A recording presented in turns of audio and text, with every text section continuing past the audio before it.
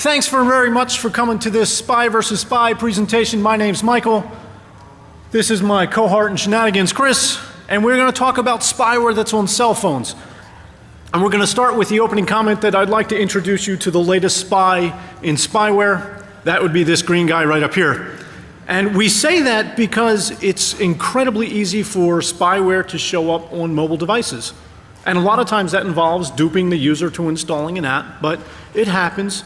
And if you believe Lookout Secure, you'll believe that it happens 3 times more likely on a mobile phone than it does on a desktop computer, which is kind of a scary thought, which means people have left their brains at home when it comes to working with mobile devices. And there's a lot of spyware and malware out there, right? The third quarter of 2011 saw a 500% increase in spyware. Okay. And this spyware exists in raw malware form, but also as a commercially available product.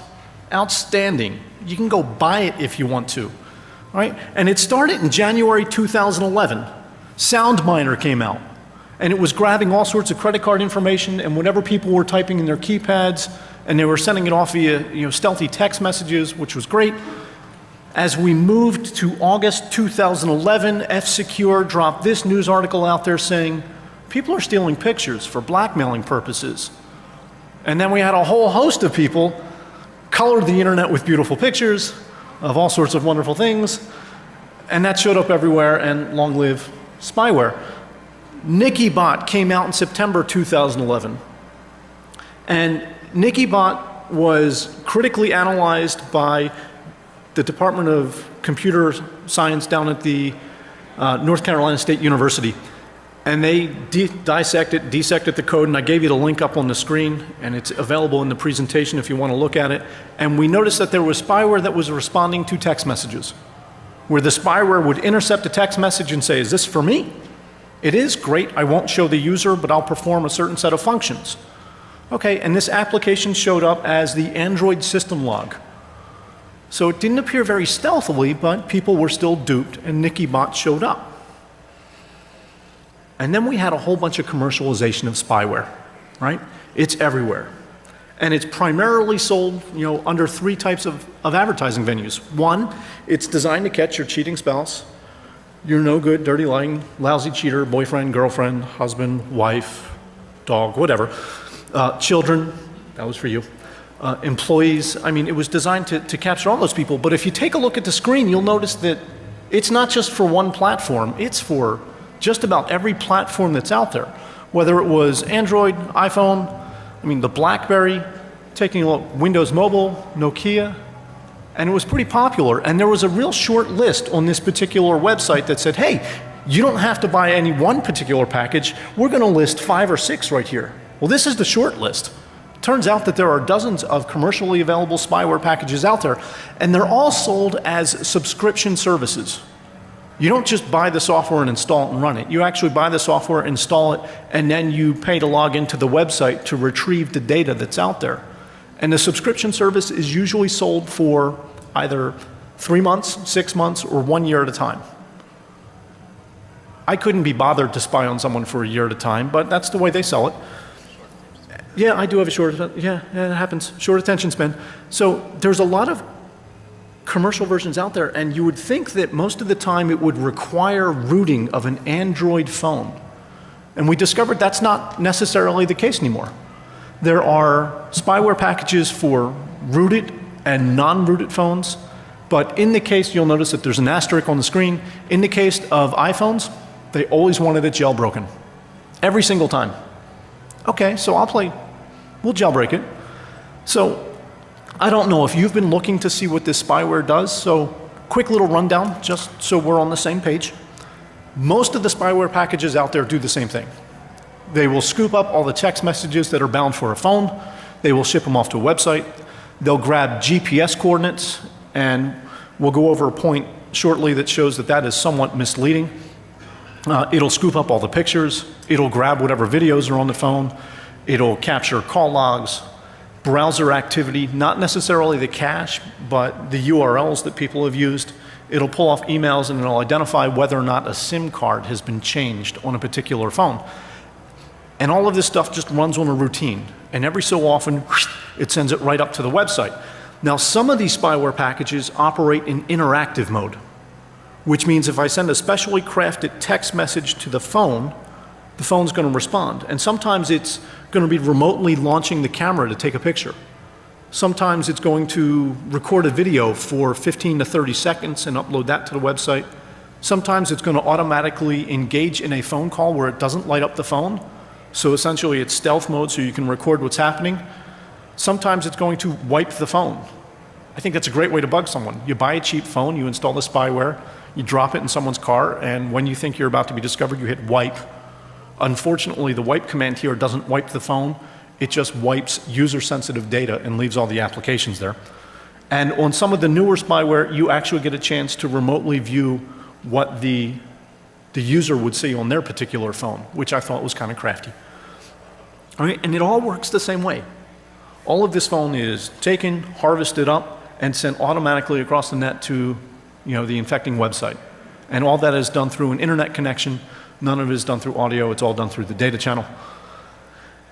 And it's fairly routine. And there's a number of examples out there. For example, if you go to SpyBubble's website, I mean, it looks a bit like a third grader designed it if you look at the fonts. But the list of functions are on the left-hand side, and then you get all sorts of call detail records that show up with the date, the time, whether it's an inbound or an outbound call with the listing of the numbers. You'll notice you can capture live pictures. You'll see one here. It's black. The phone was actually in my pocket at the time when it went off. So that's a picture of my pocket. The one next to it, I was actually holding the phone at the time when it went off. And you'll notice that most of these photos are just raw camera activity, raw flashes of the camera. The flash doesn't go off. So none of them are focused. So a lot of them are blurry and they show up. You get a listing of all the text messages that show up, and this particular screen is from MobiStealth. And then a lot of times you can grab GPS coordinates, and the GPS coordinates are supposed to identify where the phone is. Well, I can tell you for this particular phone that was infected with spyware, you're not seeing the location of the phone, you're seeing all the cell phone towers that the signals bounced off of. So I was in part of Northern Virginia, I drove to the airport, and then all of a sudden you see towers all over the place. So the phone wasn't actually there. You also get recorded phone calls that you can download and play at your convenience, which is kind of nice. It'll automatically record the call and then send it up, which I thought was a nifty feature, and it worked fairly well. And a lot of times, in addition to sending all of this data directly up to a website, it will also capture the information and send an alert to the spy, the guy who's watching me. And what usually happens is one of two things. The phone that's been infected will send a message. It will go out to the website, whether it's FlexiSpy or MobiStealth, and then they will send a message directly over to the user. I feel like I've been buzzed. It's not me. The other thing is sometimes there is a text message that might go out directly from the user and go over and hit directly to the spying phone. So you have two ways of notifying people when activity happens. So if there's a certain email that's showing up, or if there's a certain text message that you're watching for, the information goes out and gets relayed to you. Sending commands back to the infected phone is interesting. It's usually done one of two ways. The first way is, if the spyware is designed for it, I send a specially crafted text message to the phone, it intercepts it, it actually formats a process, or I can go to my particular website. I can say, go retrieve the data, and the infected phone will actually pull the website and say, oh, there's a waiting command for me, I'm going to go out, I'm going to go run the command, and then send the data back up. So if I need to automatically know where someone is, I can send the command, out it goes. If I need to find out, what particular email is there, please tell me right away. If I want you to take a picture right now because I think something's happening, you can go do that. And that worked for malware, the malware version of spyware, and it also worked for the commercial version of spyware. But there was two major differences in looking at spyware from the malware version and the commercialized version. One is the attack vector, and the second was the manner of logging that takes place on commercial spyware. It's just downright scary to see how much logging takes place. So with respect to the installation of attack vector, for all of the products that we looked at, you had to be in physical possession of the phone to install the spyware. And that was for two reasons. One, you actually have to go out and download the software to install on the phone. The second thing is, you actually have to go out and you have to enter in the registration key that goes with your software to unlock it. So it's not enough to have the software installed, you actually have to enter a registration key. Android didn't necessarily require a rooting to take place. iPhone always required jailbreaking to take place. It was always necessary to have an internet connection because that's how the data was going to be transferred. On Android phones, you had to flip the switch to say, hey, allow apps to be installed from unknown sources. And in some cases, and this killed me, you had to reboot the phone after you installed the spyware. Well, that's not real stealthy, especially if you don't know the password for that particular phone. And then lastly, you need the software registration key. That's a whole lot of information. So if you're planning on installing spyware on someone's phone when they run off to the bathroom, hopefully they're going to be in there for a while. I mean, because you're talking 4, 5, 6, 7, 8 minutes. It's not a real quick thing. Or you just knock him on the head and then while he's out like a light, then you go do it. And according to the websites, all this stuff is undetectable. They all make the claim, we cannot be detected by the user. Undetectable. Undetectable. Challenge accepted. Okay. We'll see if you're undetectable. So that brings us up to the big question. How can you tell if you've been pwned? All right, he's a paranoid bastard. He wants to know if someone's spying on him. I'm a paranoid bastard. I want to know if someone's spying on me. I want to know if they've installed spyware on my phone. So how do we tell if we can do that? Well, we thought about that, and here's what we did. We decided to forensically examine 5 phones using the same tools that the cops would use. Nothing special. We would want to know what the feds or local law enforcement would do, and we used 5 different phones, 5 different spyware packages. And here's what we came up with.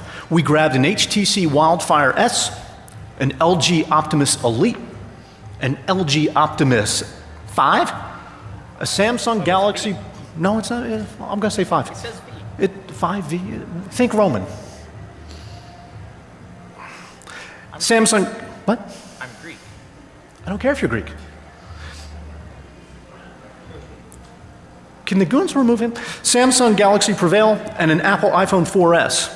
And we picked the different packages. We grabbed a copy of FlexiSpy because they advertised really well, and it's a UK company, and we thought they spoke neat with funny accents. We grabbed a copy of Spy Bubble. We grabbed a copy of Moby Stealth. We grabbed a copy of Mobile Spy, and lastly, we grabbed a copy of Spyera. That company is based out of Hong Kong. We picked them all up. We listed the individual versions of Android that were on the phones. We didn't do anything special to the phones. We literally walked into Best Buy. I'd like to buy some phones. Okay, what kind of phones do you want? Here are the 5 phones I want. They're like, you want 5? Yeah, I want 5. Really? Do you want to sell me the phones or not? Okay. Do you want really long plans? We'll set you up. No. 1 month, please. We got a month to do this. We kept the version of Android that was on those phones. We didn't upgrade them. So we played the dumb user. Well, he did. So the dumb user, so no upgrade, we grabbed it, we took it home, we registered, we activated it. We picked up, hey dude, cut it out. We picked up T-Mobile, we picked up Virgin, Sprint and Boost, and we also picked up our iPhone, which was unlocked on T-Mobile as well. Now, I'm not an attorney, he's not an attorney, and if there's an attorney here, I don't know and I don't want to know.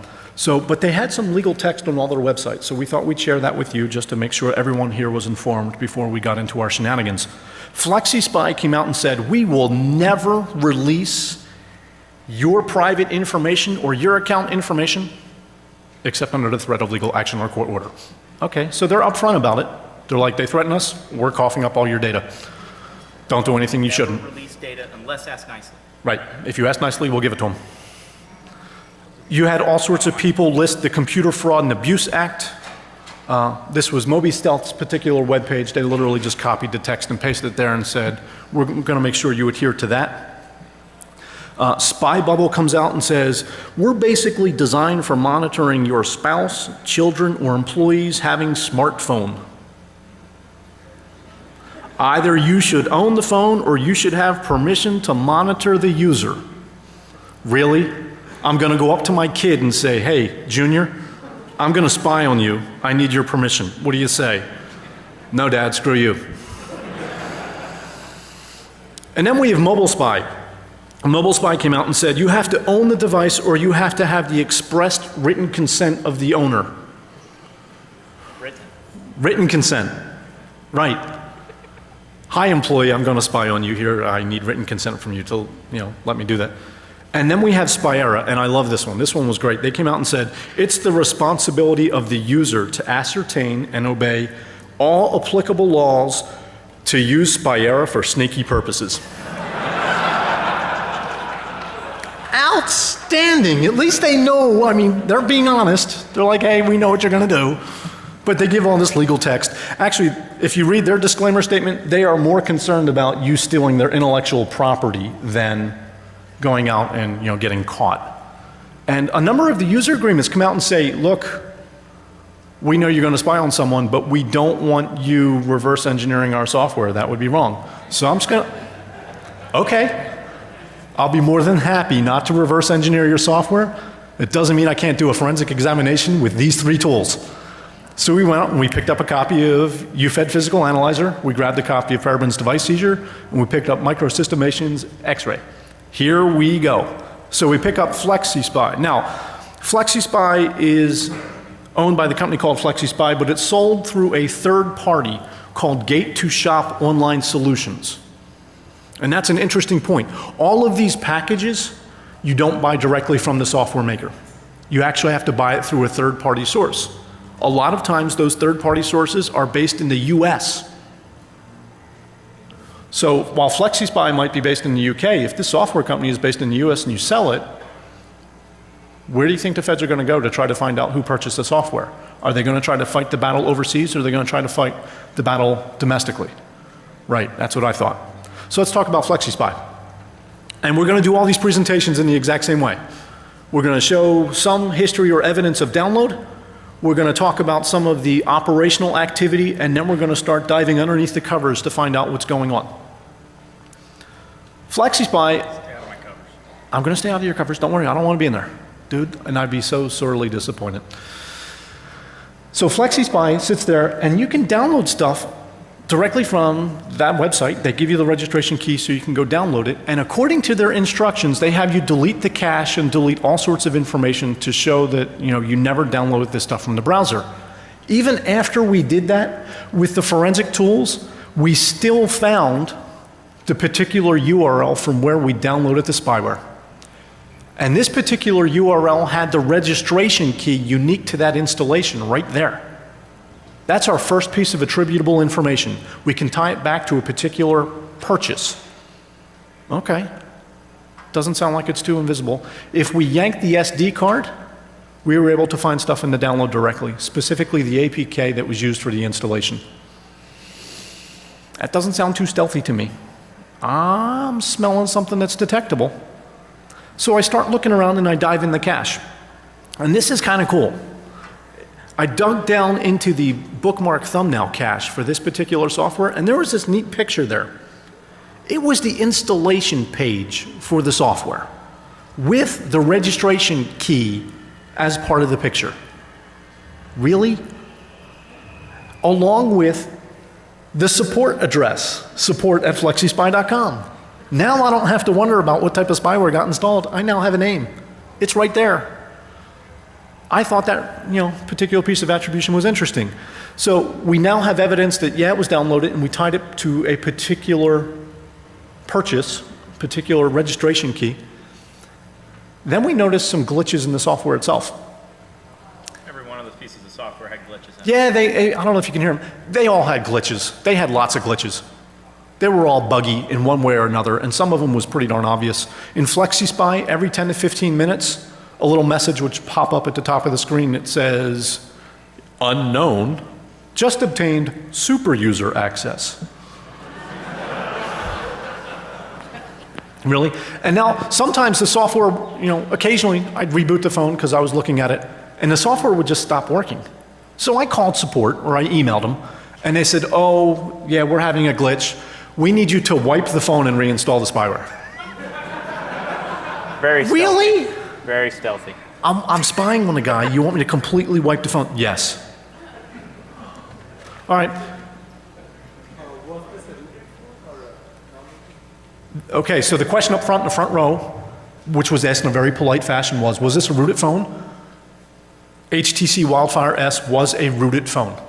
The other phones were not. So this one was rooted, and it still had issues. And the message appears across all phones. The message appeared on this phone running this spyware.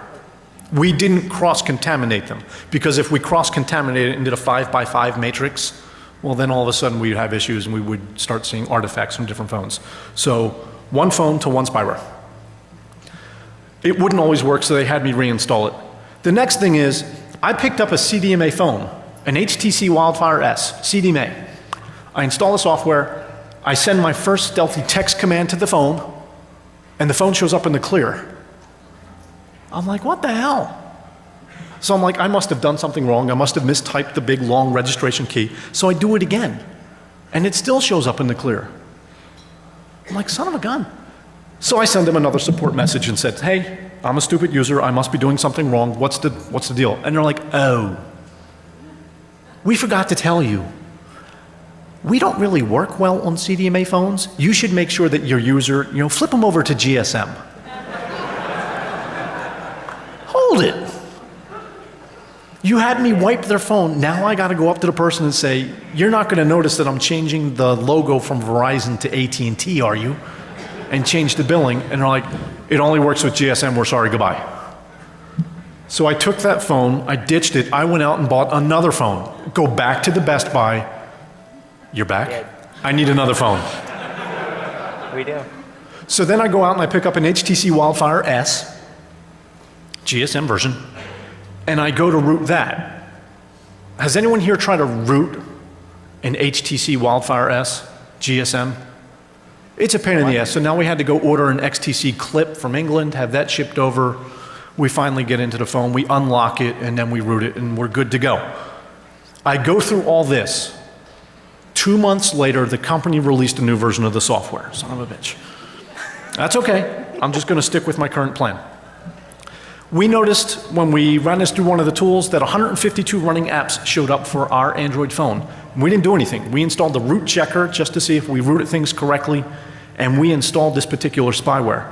And wouldn't you know that super user shows up as one of the running applications? Interesting. Nowhere in their description of trying to hide applications and icons did they even mention trying to get rid of super user. The next thing that shows up, we dug down under data/system/usage data/ blah, blah, blah, blah, and we found a reference to an application. It didn't show up on the application list, but com.android.msecurity. Bingo. We just found our spyware. We actually pulled that out. And then we noticed this big, large directory structure. Data/mish/dm. That's a lot of files for something that's supposed to be undetectable. It was cool. So we started rifling through that. Handed some of the files to him, hand some of the files to me, start digging, and then all of a sudden we hit this little file called fx.log. Holy crap. This thing is journaling all the activity that the spyware does on the phone. Everything. We have confirmation that we've connected to the remote website. We have the registration key. We have the name of the product, the software version, Pro X. We have all the little hidden commands, so if I want to start sending more stealthy commands to it, it shows up. For all you guys who are sitting there back there trying to text me right now, the phones are off and they're not here, they're dead. Interesting that it all showed up. We kept going down, and now all of a sudden we start to see attribution. We now start to see the phone number that's doing the spying. So as I send text messages to the phone that's infected, all of a sudden there's a record saying, hey, the guy who's spying on you, this is his phone number. Really? I've seen debug logs that aren't this thorough. It was rather impressive.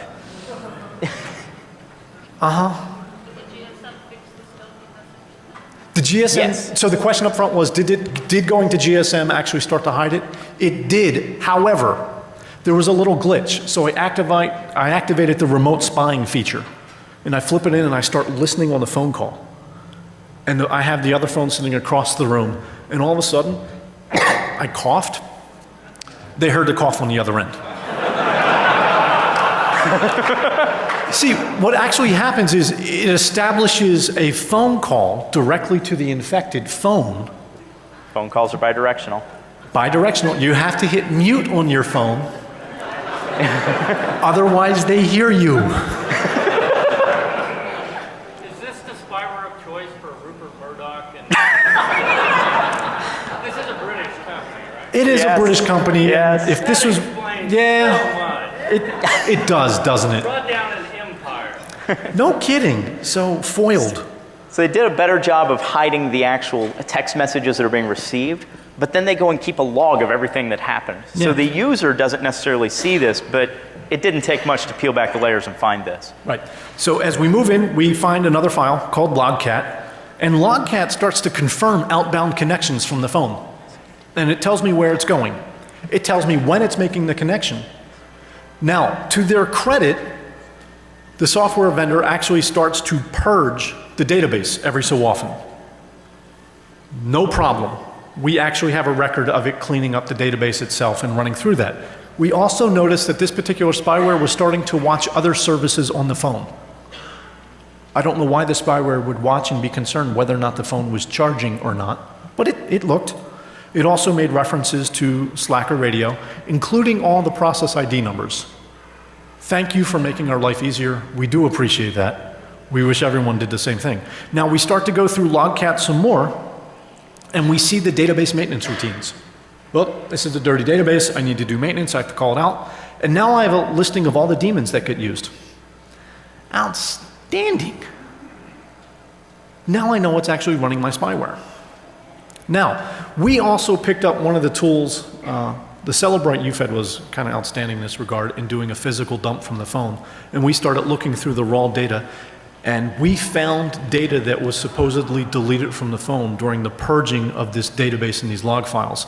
And we found records that went all the way back to the very first moment that the spyware was installed. So it's not like, you know, they would keep only 100 records in their file. It was actually several hundred records. But when they would delete it, we would still find it on other portions of the phone. And some of the stuff we found, just to make it easier for you to read, looked like this. We were able to identify when the SIM card was changed, which means this spyware wasn't tied to information on the SIM card. We still had the spyware number, and we still had instructions being sent back and forth to the command. We also saw the controlling phone number, the phone number that was spying on you in the deleted data. So even after this particular piece of spyware was uninstalled and we deleted those records, we still found all of that old data. And with that, we're going to move over to SpyBubble. Oh, you can keep your clicker thingy. Okay. You're really good at it. Okay, thank you.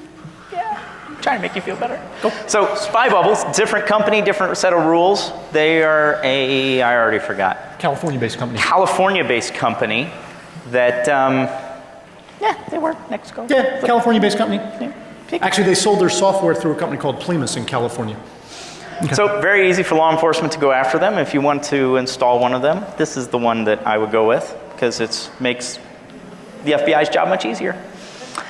The URL history, we had a download link from where we downloaded the actual file. That still showed up in the history file. The downloads database still showed a registry of the APK file coming in. Your downloads backup, the database, has timestamps on every one of those entries. So we knew exactly when the spyware was downloaded onto the phone.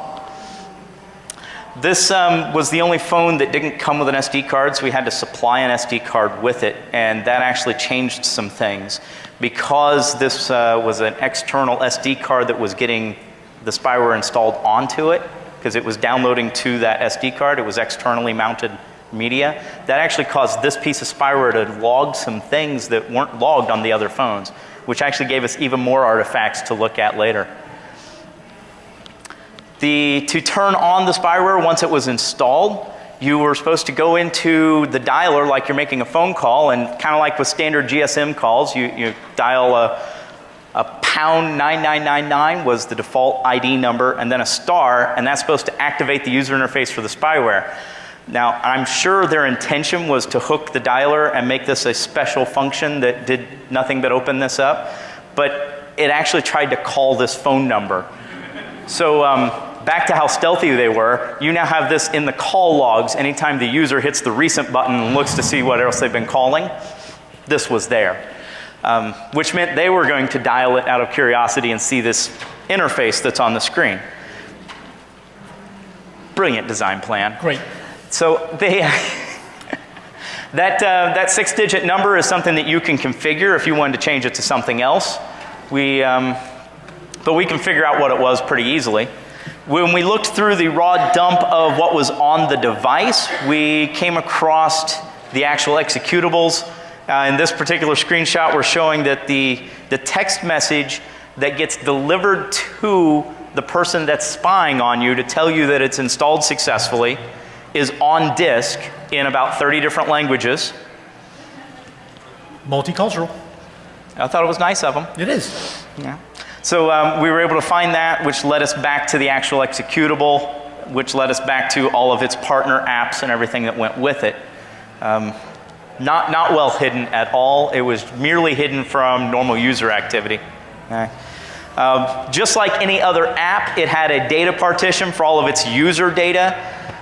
In here, we found a whole host of log files and settings files that told us everything about how this piece of spyware was going to operate. Most of that was, you're fingering at me like you were going to say something. In the advanced settings text file, there was everything we needed to know about how the settings were working.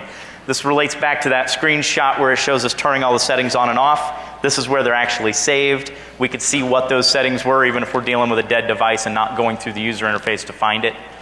Their user intervals that are listed on the bottom of that tells us how often the spyware is going to look at our phone, and then how often is it going to call me to tell me what you're doing on this piece of phone. Next one. Anything useful in that one? Yeah, GPS. It's basically the same thing. GPS was enabled on this one. It would actually send us back the locations of where the device was. Every 15 minutes? Every 15 minutes, I would get an update sent out to a website, and then we could log into the website and follow this phone as it was moving around. The next file down from that was buddy.txt. This is the phone number of the person who is spying on you. I love the name. Buddy. Hi, buddy. Really? Really. So, very small text file, just had a phone number in it. This gave us attribution. So now we not only know what's installed, we can actually go find it. By finding the executable that had the name embedded into it, so we know what website to go to, we know what company to subpoena for records, but now we actually have which bad guy do I want to go after, because we've got his phone number of the phone he's using to control our spied-on phone.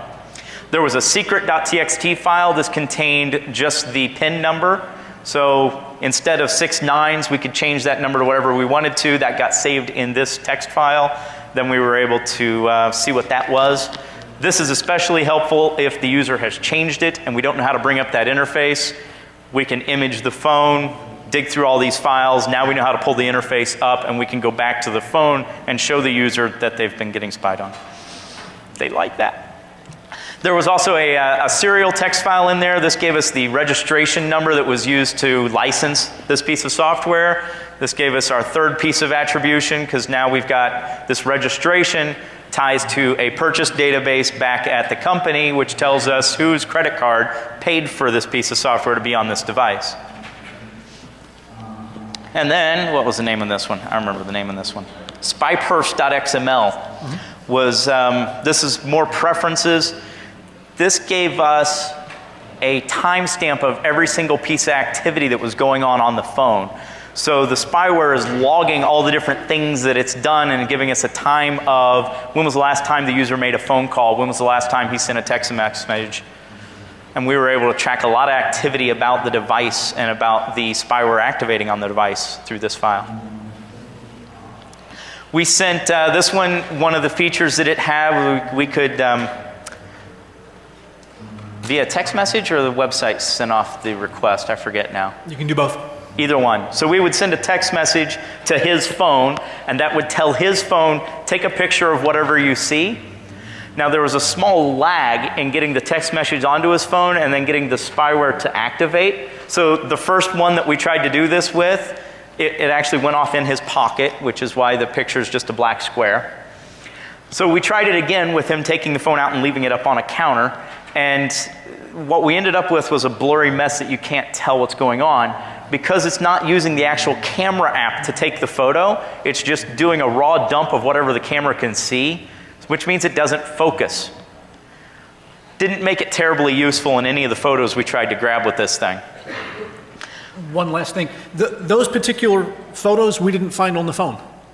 We didn't find those file names on the phone or those time date stamps anywhere, which was interesting. We actually pulled up some of the photos and grabbed some of the raw code and tried to do a hex search for it and still didn't find the pictures. What we did find though was if we started looking through the Android logs, not related to the spyware itself, but Android itself, kept, it was throwing fatal exceptions. So the spyware was causing errors in Android, and a lot of the errors were related back to the spyware executing, or in this particular screenshot, the camera app. So it appears what the spyware does to get the picture is causes an error in the camera app, which gives us a log of every time we tried to take a picture. So even though we couldn't find the actual pictures on the device, we were able to go through the event logs that are tied to Android and find events tied with every one of those pictures being taken. You're doing the finger thing again. I did the next thing. Come on. We got 15 minutes. Come on. So there's another exception that was thrown that was related to, which one was this related to? Live picture service. Live picture service. So it's still related to the pictures. Next one. Next one. We've already moved on from that. App history. When we get into the app history, this is another Android file. This isn't related to the spyware itself, but this tells us all of the installed apps that Android's tracking. And this one in here, which actually shows the spyware being installed. This also gives us a date timestamp of when this was installed. This one actually works out to be a couple minutes after it was downloaded, which works well in our timeline of what's going on. Next.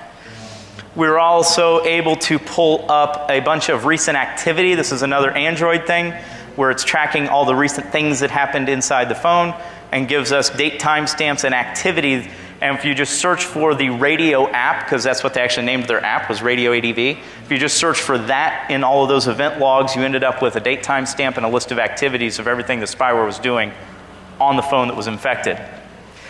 We also, since the phone was on and live when we did the image on here, we've got the list of running processes. It did nothing to try and hide itself from the list of running processes. Since normal users can't see that anyway, they didn't care. I thought it was a great coincidence, though, that it happened to be process ID 666. And that moves us off to MobiStealth, company based out of Massachusetts. They sell their software through Plymouth as well. We found a history of that software, same way we did before. It's in the URL history. It showed up, and they were very creative in what they called their application, MobiStealth v2. So we actually dug through the list of apps, and this is what we thought interesting. They actually called the application from the user's point of view, Lookout Secure. I wonder if Lookout's aware that they're using that name. So we actually start to go through it. Now this is a picture of what you see on the website. And the website allows you to send particular commands directly to the phone. It also allows you to configure the phone remotely. So here, where we have particular arrows pointed, we add a keyword and we add a phone number. And the spyware says if I receive a text message with that word from that phone number, I'll do whatever you say. I will report the location information. Great, so I added my phone number, I added the word location, and then I went and looked at the phone. And wouldn't you know that I found a database with the word location and with my phone number, a SQL-like database. I now know who's doing the spying of me on the phone. I also went down and I found another debug log. These guys love debug logs. I've never seen someone do this so much.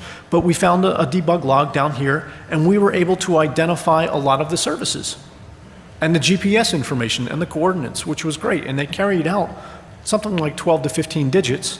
If you go directly to the website, you'll see the exact same numbers and the GPS coordinates report it correctly, but all of that information shows that you have a time history of when this particular software was running. Now, this particular piece of spyware also grabbed all the photos off the phone. And when it grabbed the photos off the phone, it used a timestamp in the name. And we found that in the log file under loggedpictures.ser. We found 3 pictures that were taken directly from the phone. They were loaded directly to the website. I've highlighted one here, and all of a sudden it goes up, and you'll notice that the names are the same. So we took the picture from the phone, and we took the picture directly from the website and downloaded it, and we hashed it. They were identical.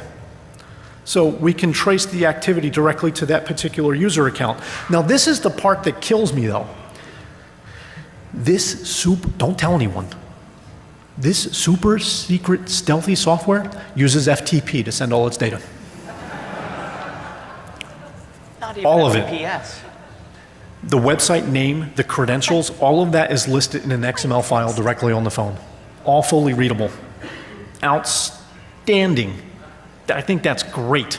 So if we were worried about attribution before, when it got installed, when it was running, I think we've taken care of that with this product. That moves us on to Mobile Spy. Mobile Spy is based out of Jacksonville, Florida, but they, just like all the others, they're using somebody else to do all their credit card transactions. These came through a Dutch company. It was one of the few that went outside the US to do their credit card purchases. But it's a legit company. It's the same one you go to Tuxera to buy your NTFS drivers and such with. They showed up in the downloads history. The one thing they did different, they do have a separate website that you're downloading the APK from, so that it almost doesn't attribute back to them, except for the fact that it does say MS for Mobile Spy right in the URL. This one did have a couple of problems with how it executed. You're supposed to be getting emails sent to the person that's monitoring you. And sometimes we would receive an email that told us a certain action had occurred, and we would log into the website to see the full log of activity, and it wouldn't be there. So sometimes the logs weren't being updated correctly. The other problem we have with this particular piece of spyware is the battery life on the phone got cut into a little less than half as soon as we installed it. We had to keep this phone plugged in for the rest of the day every time we played with it after that. And oh, this is good. oh, this is it. I like this Oh one. yeah, I almost forgot about this one. This one actually pissed both of us off.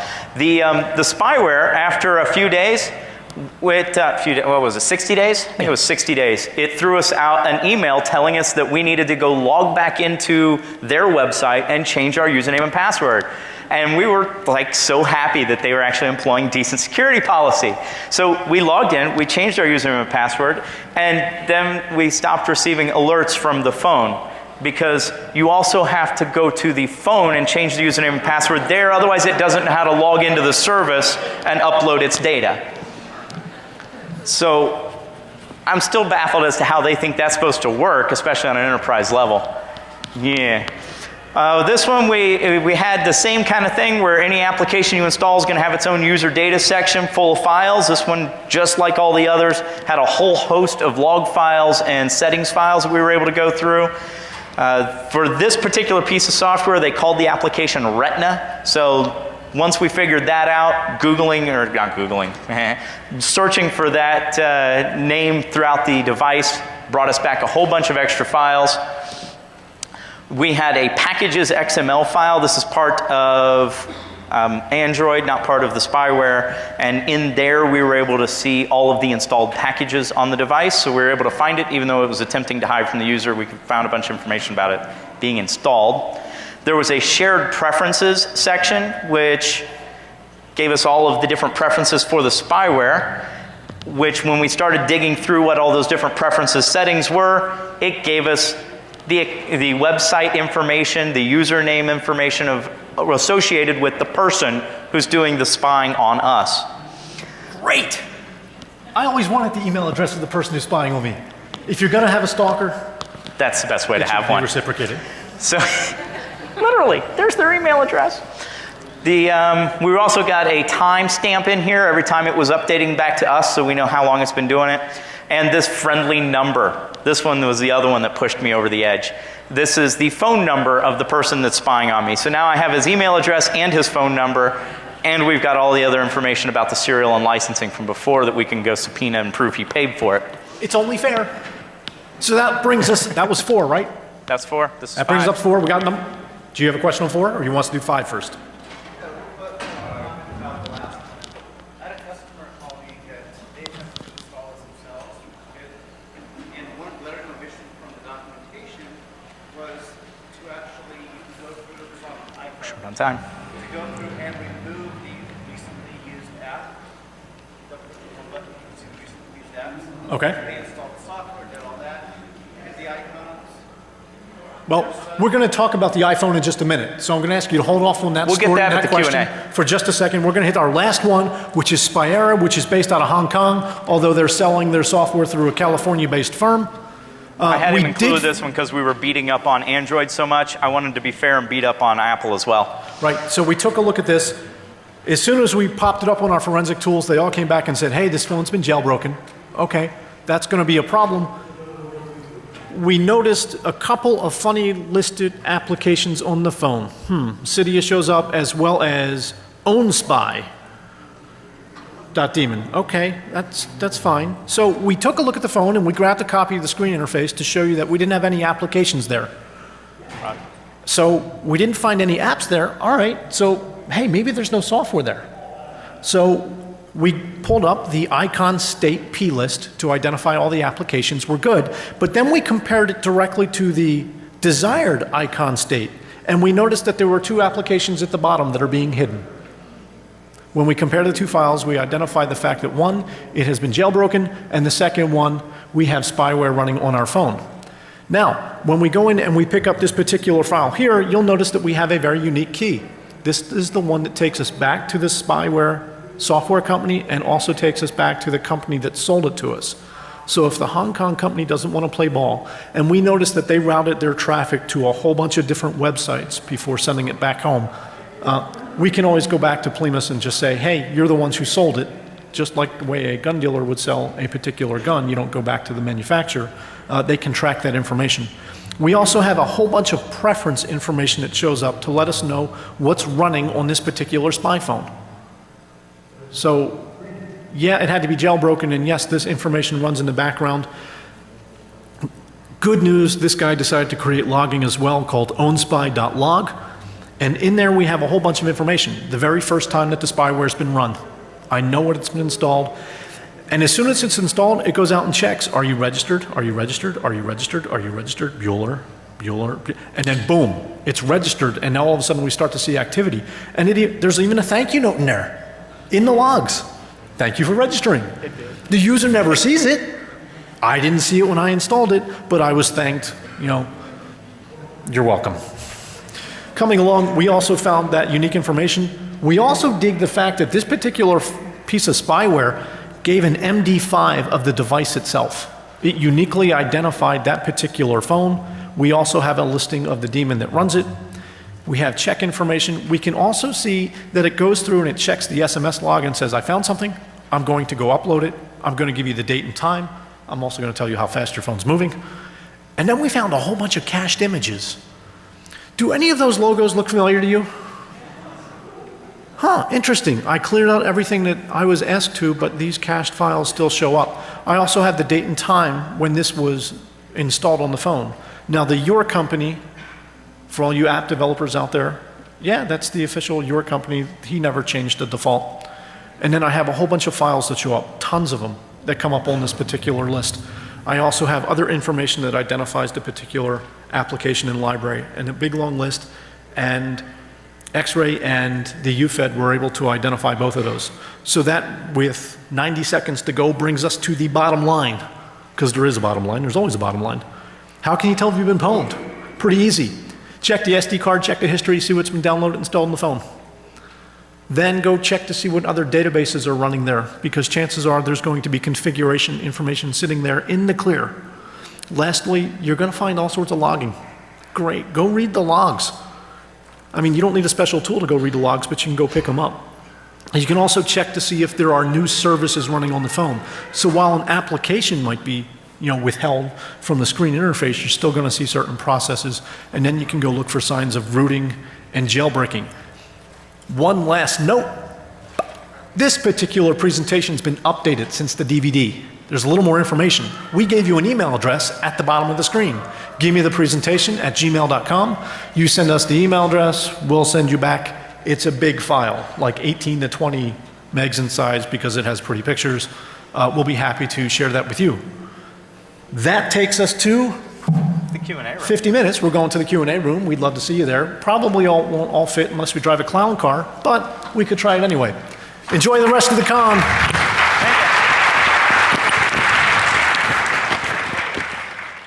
Thanks very much for coming to this Spy versus Spy presentation. My name's Michael.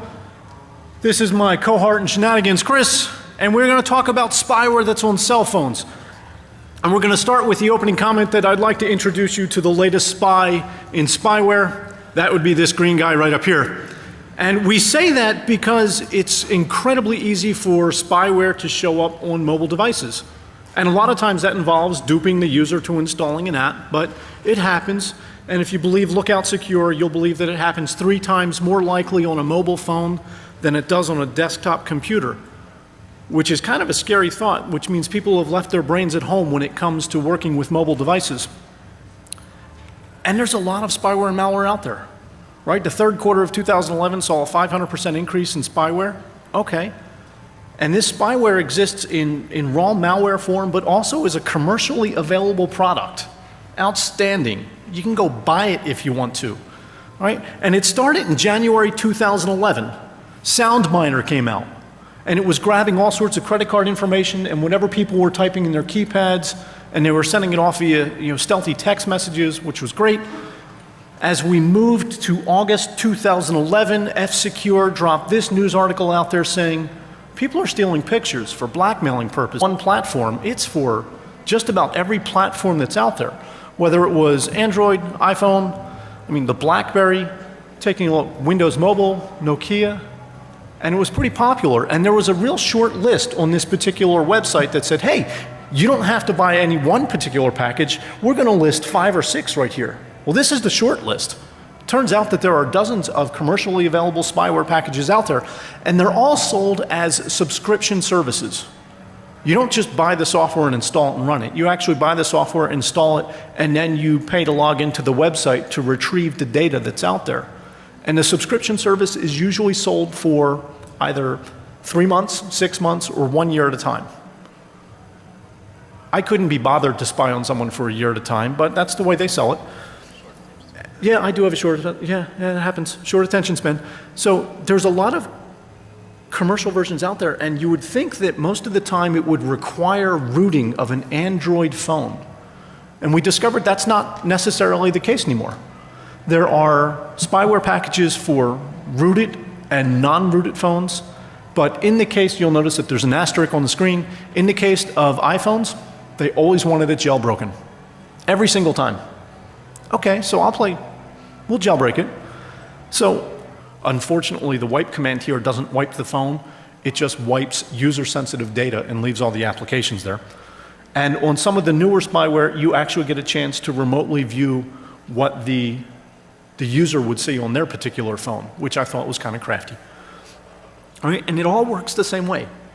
All of this phone is taken, harvested up, and sent automatically across the net to the infecting website. And all that is done through an internet connection. None of it is done through audio. It's all done through the data channel. And it's fairly routine. And there's a number of examples out there. For example, if you go to SpyBubble's website, it looks a bit like a third grader designed it if you look at the fonts. But the list of functions are on the left-hand side, and then you get all sorts of call detail records that show up with the date, the time, whether it's an inbound or an outbound call with the listing of the numbers. You'll notice you can capture live pictures. You'll see one here. It's black. The phone was actually in my pocket at the time when it went off. So that's a picture of my pocket. The one next to it, I was actually holding the phone at the time when it went off. And you'll notice that most of these photos are just raw camera activity, raw flashes of the camera. The flash doesn't go off. So none of them are focused. So a lot of them are blurry and they show up. You get a listing of all the text messages that show up, and this particular screen is from Mobistel's. And then we had a whole host of people colored the internet with beautiful pictures of all sorts of wonderful things, and that showed up everywhere, and long live spyware. NikiBot came out in September 2011. And NikiBot was critically analyzed by the Department of Computer Science down at the North Carolina State University. And they dissected the code, and I gave you the link up on the screen, and it's available in the presentation if you want to look at it. And we noticed that there was spyware that was responding to text messages, where the spyware would intercept a text message and say, is this for me? It is, great, I won't show the user, but I'll perform a certain set of functions. Okay, and this application showed up as the Android system log. So it didn't appear very stealthily, but people were still duped, and NikiBot showed up. And then we had a whole bunch of commercialization of spyware, right? It's everywhere. And it's primarily sold, under three types of advertising venues. One, it's designed to catch your cheating spouse, your no good, dirty, lying, lousy cheater, boyfriend, girlfriend, husband, wife, dog, whatever. Children, that was for you. Employees, I mean, it was designed to capture all those people. But if you take a look at the screen, you'll notice that it's not just for one. I don't know if you've been looking to see what this spyware does, so quick little rundown, just so we're on the same page. Most of the spyware packages out there do the same thing. They will scoop up all the text messages that are bound for a phone. They will ship them off to a website. They'll grab GPS coordinates, and we'll go over a point shortly that shows that that is somewhat misleading. It'll scoop up all the pictures. It'll grab whatever videos are on the phone. It'll capture call logs, browser activity, not necessarily the cache, but the URLs that people have used. It'll pull off emails, and it'll identify whether or not a SIM card has been changed on a particular phone. And all of this stuff just runs on a routine. And every so often, it sends it right up to the website. Now, some of these spyware packages operate in interactive mode, which means if I send a specially crafted text message to the phone's going to respond. And sometimes it's going to be remotely launching the camera to take a picture. Sometimes it's going to record a video for 15 to 30 seconds and upload that to the website. Sometimes it's going to automatically engage in a phone call where it doesn't light up the phone. So essentially it's stealth mode, so you can record what's happening. Sometimes it's going to wipe the phone. I think that's a great way to bug someone. You buy a cheap phone, you install the spyware, you drop it in someone's car, and when you think you're about to be discovered, you hit wipe,